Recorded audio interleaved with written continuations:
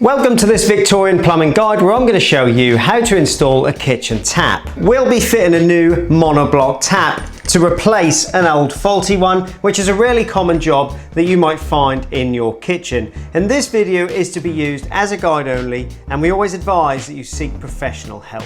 So this is a monoblock kitchen tap, and with the tap comes some tap tails. These connect the tap to the mains water. Our hot flexible tap connector has red stripes on, and our cold has no stripes on. Also in your box you'll find the fittings to fix this to your kitchen sink. The very first step is to fix our tap to the kitchen sink. There's an O-ring that needs to sit in the bottom of the tap. This O-ring stops water from going down through the hole where the tap sits on the kitchen sink and going into the unit below. Now I'll fit my flexible tap connectors. If we take a look at the bottom of the tap, we've got our hot on the left hand side, and there's a hole right there for our tap connector to go into, and that will also be on the left hand side if you're looking at the tap.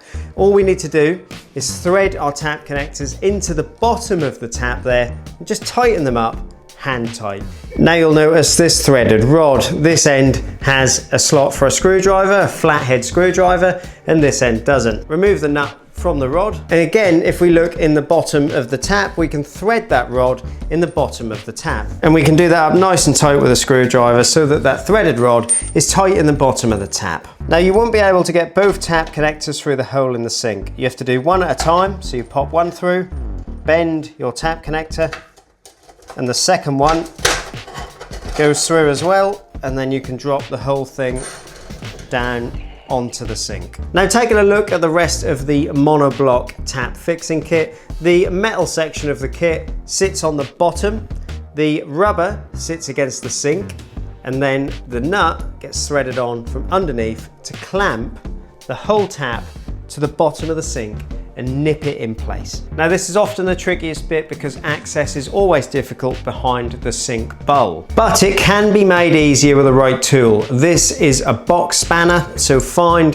the correct size box spanner for the nut on your particular monoblock kit. Once you've placed both parts of your fixing kit over the threaded bar, you can then start to tighten up the nut with your box spanner. So from below we're starting to tighten it up with that box spanner, but the tap above is going to want to move. So we're going to either have to find a friend to hold it from above to stop it moving, or as we tighten this, keep checking and moving the tap back in position as we tighten up from below. Now our tap's installed above, and all we need to do is connect this to the water below. If, like I am in this video, you're replacing a previous tap, you'll have already isolated the water and you will be reconnecting this to an isolation valve. However, if you're doing this from scratch, there'll likely be new installed pipework with an isolation valve already in place for you to connect onto. Flexible tap connectors will have an O-ring and a strainer in the end of them, and they'll be ready to tighten up onto your isolation valve. Once you've installed both hot and cold tap connectors, you'll be able to turn the water back on. We can now give our tap a test. And once you've tested it above, go down below and check for any leaks. That's how you install a kitchen tap. You'll be able to find a large variety of kitchen taps on the Victorian Plumbing website. Head down below to the link in the description, and we'll see you in the next video.